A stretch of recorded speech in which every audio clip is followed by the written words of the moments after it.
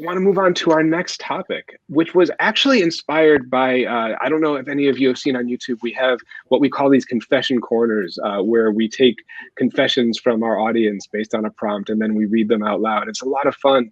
But one of the recent ones inspired this conversation about the difference between a person being fetishized and objectified, and whether that's ever okay, or if it's never okay, or if there's context. And Reba actually speaks about this a lot more eloquently and with a lot more authority than I ever do. So Reba, I was hoping you would feel comfortable starting this conversation off.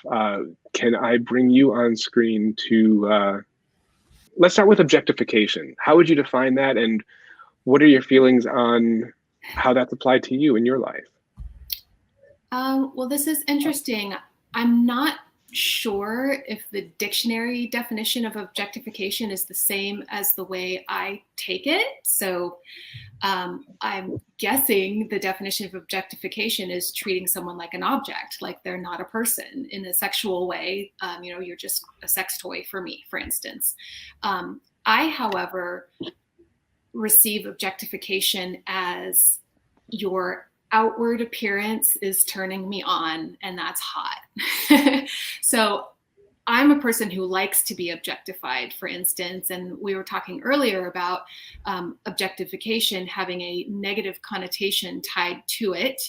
And I think that it has a lot to do with the intention as well. If there is a disrespectful intention, that feels like a negative objectification to me. If it has a good intention behind it, and I know that is good is, what am I trying to say?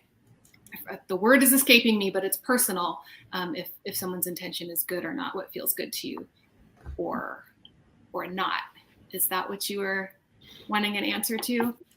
I think it was. Yeah, I think that's a great place to start off with objectification. And since we're obviously context matters a great deal, and since we're going to try to contrast that with fetishization, I think it'd be also helpful to get a definition of the difference between, let's say, having a fetish or fetishizing a person. And I'm curious if anybody would like to volunteer to take on that definition, that large responsibility of defining a fetish or fetishization. Oh, okay. I'll try. Okay. Lola, you're up. So, I mean, my understanding with fetishization is there is a sexual but not always sex component of it's the trigger that helps someone reach a state of arousal or a state of being turned on or a state of just complete, like, oh, they need it, they love it. Where and it has to, and when people have a fetish, it needs to be a part of what's happening for them sexually. Like this is their thing. So I've always looked at fetishization as more of, it involves a lot more conversation and consent and whatnot. I mean, than other, and especially if it's of a person. If you don't have that, then that's just stalking. So you have to have more of a back and forth. And then like what Reba was saying about objectification, it is that you're treating someone like an object. I think why it gets a bad rap is because there usually isn't a conversation about it. It usually is someone just thinking of you as a means to an end. It's not, and also fetish is very specific and personal.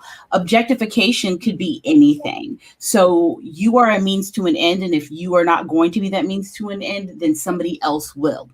Whereas with a fetish, it is very specific and it needs to be. So if you have a fetish for whatever reason, for a particular person, or there's something about them, that is a very specific thing you are after, and somebody else will not do.